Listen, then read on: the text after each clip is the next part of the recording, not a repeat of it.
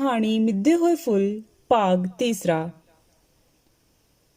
ਮਹਿੰਦਰਾ ਆਪਣੇ ਭਰਾ ਨੂੰ ਕੁੱਛੜ ਲੈ ਕੇ ਵਿਹੜੇ ਵਿੱਚ ਖਿਡਾ ਰਹੀ ਸੀ।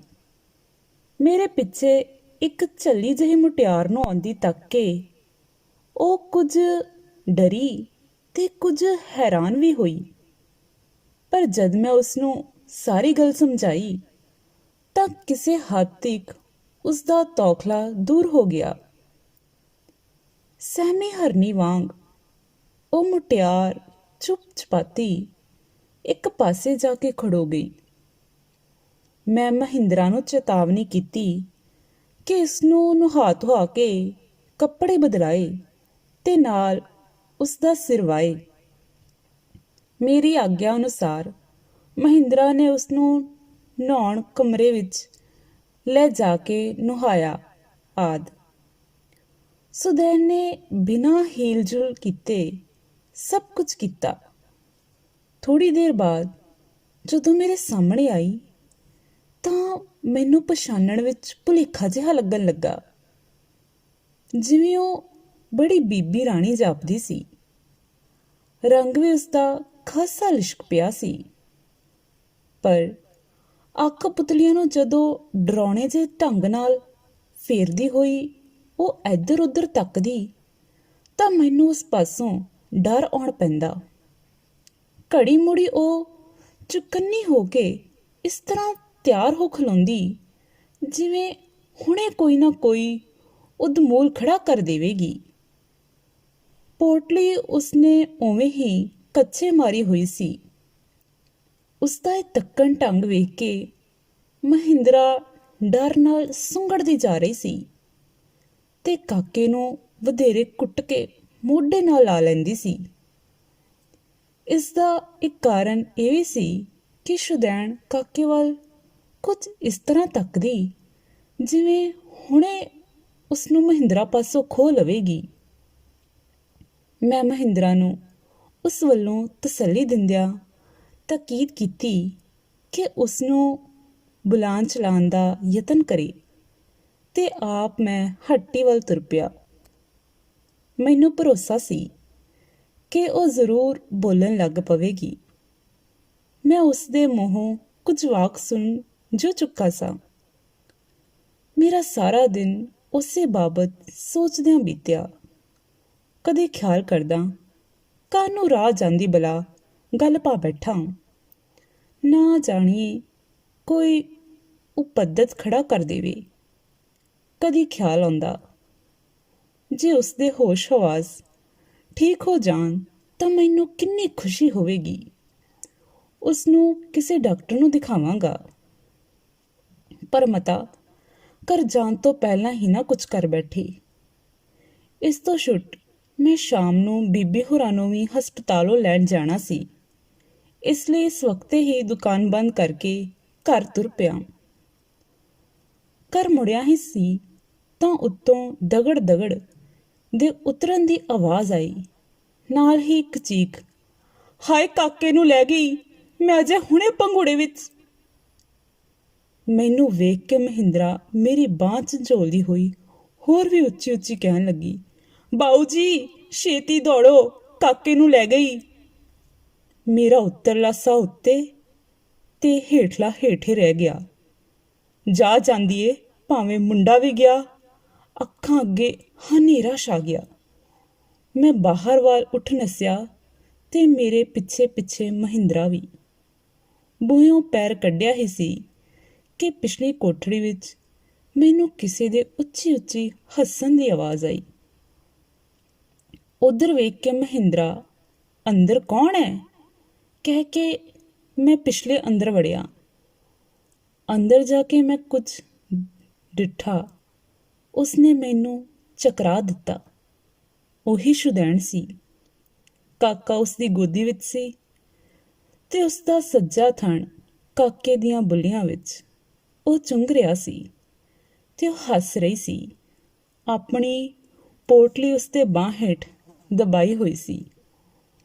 ਮਹਿੰਦਰਾ ਬੇਤਹਾਸ਼ਾ ਉਸਦੇ ਉੱਤੇ ਜਾ ਪਈ ਤੇ ਇੱਕੋ ਝਟਕੇ ਨਾਲ ਉਸਨੇ ਕਾਕੇ ਨੂੰ ਉਸਦੀ ਗੋਦੀ ਵਿੱਚੋਂ ਖਿੱਚ ਲਿਆ। ਗੋਦ ਖਾਲੀ ਹੁੰਦਿਆਂ ਹੀ ਉਹ ਇਤਨੇ ਜ਼ੋਰ ਦੀ ਭੁੱਬਾ ਮਾਰ ਕੇ ਰੋਣ ਲੱਗੀ ਕਿ ਛੱਤ ਸਿਰ ਤੇ ਚੁੱਕ ਲਈ। ਉਸਦੇ ਰੋਣ ਦਾ ਢੰਗ ਕੁਝ ਅਸ਼ਾਣੇ ਬਾਲਾਂ ਵਰਗਾ ਸੀ, ਜਿਸ ਵਿੱਚ ਗੁੱਸਾ, ਲਾਡ, ਹਸਰਤ ਤੇ ਪਿਆਰ ਆਦਿ ਪਤਾ ਨਹੀਂ ਕਿੰਨਾ ਕੁਝ ਰਲਿਆ ਹੋਇਆ ਸੀ। ਮੈਥੋਂ ਉਸਦੀ ਹਾਲਤ ਵੇਖੀ ਨਾ ਗਈ। ਇਸ ਦੇ ਨਾਲ ਹੀ ਮੇਰੇ ਅੰਦਰੋਂ ਇੱਕ ਹੋਰ ਖਿਆਲ ਉੱਠਿਆ, ਬੜਾ ਹੈਰਾਨੀ ਤੇ ਵਿਸਮਾਤ ਭਰਿਆ ਖਿਆਲ। ਹਸਪਤਾਲ ਦੀ ਬਾਰੀ ਨਾਲ ਉਸਦੇ ਲਮਕਣ ਦਾ ਤੇ ਅੰਦਰਲੇ ਲਵਾਰਿਸ ਬੱਚੇ ਦਾ ਮੇਰੇ ਕਲੇਜੇ ਵਿੱਚ ਹੂਕ ਜਿਹੀ ਨਿਕਲੀ। ਮੈਂ ਛੇਤੀ ਨਾਲ ਮਹਿੰਦਰਾ ਪਾਸੋਂ ਕਾਕਾ ਲੈ ਕੇ ਮੁੜ ਉਸਨੂੰ ਫੜਾ ਦਿੱਤਾ। ਉਸਦਾ ਰੋਣਾ ਇੱਕਦਮ ਚੁੱਪ ਹੋ ਗਿਆ ਤੇ ਮੁੜ ਅੱਗੇ ਵਾਂਗ ਹੀ ਉਹ ਕਾਕੇ ਨੂੰ ਚੁੰਘਾਣ ਲੱਗੀ।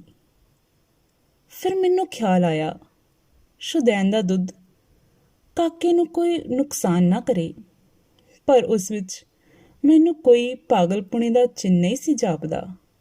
ਛੁੱਟ ਇਸ ਤੋਂ ਕਿ ਉਹ ਬੋਲਦੀ ਨਹੀਂ ਸੀ। ਮੈਂ ਸਮਝ ਗਿਆ ਕਿ ਇਸਦੇ ਦਿਲ ਨੂੰ ਜ਼ਰੂਰ ਕੋਈ ਅਸਹਿ ਸਦਮਾ ਲੱਗਾ ਏ, ਜਿਸ ਕਰਕੇ ਦਿਲ ਦੇ ਦਿਮਾਗ ਦੀਆਂ ਤਾਰਾਂ ਕੁਝ ਐਸੀਆਂ ਉਲਝ ਗਈਆਂ ਸਨ ਕਿ ਖਿਆਲਾਂ ਨੂੰ ਪ੍ਰਗਟ ਕਰਨ ਲਈ ਜ਼ੁਬਾਨ ਇਸ ਦਾ ਸਾਥ ਨਹੀਂ ਸੀ ਦਿੰਦੀ। ਥੋੜ੍ਹੇ ਚਿਰ ਬਾਅਦ ਉਸਨੇ ਆਪ ਹੀ ਹੱਸਦਿਆਂ ਕਾਕਾ ਮਹਿੰਦਰਾ ਨੂੰ ਫੜਾ ਦਿੱਤਾ। ਹੁਣ ਮਹਿੰਦਰਾ ਨੂੰ ਉਸ ਪਾਸੋਂ ਕਿਸੇ ਤਰ੍ਹਾਂ ਦੇ ਖਤਰੇ ਦੀ ਸੰਭਾਵਨਾ ਨਹੀਂ ਸੀ। ਮੈਂ ਕਿਉਂਕਿ ਹਸਪਤਾਲ ਜਾਣਾ ਸੀ, ਇਸ ਲਈ ਬਹੁਤਾ ਠਹਿਰ ਨਹੀਂ ਸੀ ਸਕਦਾ। ਉਹ ਮੇਰੇ ਸਾਹਮਣੇ ਖੜੋਤੀ ਸੀ ਤੇ ਨਜ਼ਰ ਛੱਤ ਵੱਲ ਟਿਕਾਈ ਬੁੱਲਾਂ ਨੂੰ ਕੁਝ ਇਸ ਤਰ੍ਹਾਂ ਹਿਲਾ ਰਹੀ ਸੀ ਮਾਨੋ ਛੱਤ ਦੀਆਂ ਕਣੀਆਂ ਗਿਣ ਰਹੀ ਹੈ। ਮੈਂ ਪਿਆਰ ਨਾਲ ਉਹਦੇ ਸਿਰ ਤੇ ਹੱਥ ਫੇਰਿਆ। ਉਹ ਸਵੇਰ ਵਾਂਗ ਮੇਰੇ ਨਾਲ ਆ ਲੱਗੀ। ਆਪਣੇ ਸੱਜੇ ਹੱਥ ਦੀ ਪਹਿਲੀ ਉਂਗਲ ਨਾਲ ਉਹ ਮੇਰੇ ਕੋਟ ਦੇ ਮੋਢੇ ਵਾਲੀ ਥਾਂ ਤੇ ਕੁਝ ਲੀਕਾਂ ਜਿਹੀਆਂ ਵਾਹੁਣ ਲੱਗੀ, ਇਸ ਤਰ੍ਹਾਂ ਜਿਵੇਂ ਕੋਈ ਵਿਦਿਆਰਥੀ ਕਿਸੇ ਔਖੇ ਸਵਾਲ ਦਾ ਹੱਲ ਕੱਢਣ ਲੱਗਦਾ ਹੈ। ਉਂਗਲ ਨੂੰ ਜਿੰਨੀ ਵਾਰੀ ਉਹ ਚੁੱਕਦੀ ਰੱਖਦੀ, ਓਨੀ ਵਾਰੀ ਤੇ ਉਵੇਂ ਹੀ ਸਿਰ ਨੂੰ ਹੀ ਉੱਚਾ ਨੀਵਾਂ ਕਰੀ ਜਾਂਦੀ ਸੀ। ਇਸ ਵੇਲੇ ਉਹ ਕਿੰਨੀ ਭੋਲੀ ਜਾਪਦੀ ਸੀ। ਉਸਨੂੰ ਇਸ ਹਾਲਤ ਵਿੱਚ ਦੇਖ ਕੇ ਕੋਈ ਕਹਿ ਨਹੀਂ ਸੀ ਸਕਦਾ ਕਿ ਉਹ ਪਾਗਲ ਹੈ। ਇਹ ਕੁਝ ਕਰਦਿਆਂ ਹੀ ਉਸਦੀ ਕੱਚੇ ਮਾਰੀ ਹੋਈ ਪੋਟਲੀ ਕੁਝ ਢਿੱਲੀ ਹੋ ਕੇ ਹੇਠਾਂ ਨੂੰ ਸਰਕਣ ਲੱਗੀ। ਇਸਨੂੰ ਉਸਨੇ ਚੌਕਸੀ ਨਾਲ ਮੁੜ ਠੀਕ ਕਰਕੇ ਬਾਂਹ ਵਿੱਚ ਦਬਾ ਲਿਆ। ਮੈਂ ਅਨੁਮਾਨ ਲਾਇਆ ਕਿ ਇਸ ਗੰਢ ਵਿੱਚ ਜ਼ਰੂਰ ਕੋਈ ਇਹੋ ਜਿਹੀ ਚੀਜ਼ ਹੋਵੇਗੀ ਜਿਸ ਦਾ ਇਸ ਦੇ ਜੀਵਨ ਨਾਲ ਜਾਂ ਘੱਟੋ ਘੱਟ ਇਸ ਦੇ ਪਾਗਲਪੁਣੇ ਨਾਲ ਸੰਬੰਧ ਹੈ। ਤੇਰਾ ਨਾਂ ਕੀ ਹੈ ਬੱਚੀ? ਮੈਂ ਪਿਆਰ ਨਾਲ ਉਸ ਤੋਂ ਪੁੱਛਿਆ। ਉਹ ਮੇਰੇ ਵੱਲ ਤੱਕੀ, ਪਰ ਕੁਝ ਉੱਤਰ ਦੇਣ ਦੇ ਥਾਂ ਉਸਨੇ ਆਪਣਾ ਸਿਰ ਮੇਰੇ ਮੋਢੇ ਨਾਲ ਜੋੜ ਦਿੱਤਾ ਤੇ ਮੇਰੀ ਪਿੱਠ ਨੂੰ ਹੱਥਾਂ ਦੀਆਂ ਤਲੀਆਂ ਨਾਲ ਇਸ ਤਰ੍ਹਾਂ ਥਾਪੜਨ ਲੱਗੀ ਜਿਵੇਂ ਕੋਈ ਮਾਂ ਆਪਣੇ ਬਾਲ ਨੂੰ ਸੁਝਾ ਲੱਗਿਆ ਕਰਦੀ ਹੈ। ਮੈਂ ਫਿਰ ਕਿਹਾ, ਤੂੰ ਨਾਂ ਨਹੀਂ ਦੱਸਣਾ? ਚੰਗਾ, ਤੇਰੀ ਮਰਜ਼ੀ, ਚੱਲ ਕੋਠੇ ਚੱਲੀਏ। ਤੇ ਉਹ ਮੇਰੇ ਨਾਲ ਹੋ ਕੇ ਪੌੜੀਆਂ ਚੜ੍ਹਨ ਲੱਗੀ। ਮਹਿੰਦਰਾ ਵੀ ਪਿੱਛੇ ਸੀ।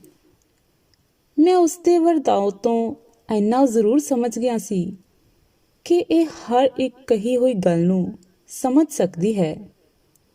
ਇਸ ਤੋਂ ਛੁੱਟ ਜਿਹੜੀਆਂ ਉਸਨੇ ਉਂਗਲ ਨਾਲ ਮੇਰੇ ਕੋਟ 'ਤੇ ਲੀਕਾਂ ਵਾਹੀਆਂ ਸਨ, ਉਹਨਾਂ ਤੋਂ ਮੈਨੂੰ ਜਾਪਿਆ ਕਿ ਥੋੜ੍ਹਾ ਪੜ੍ਹੀ ਹੋਵੇਗੀ।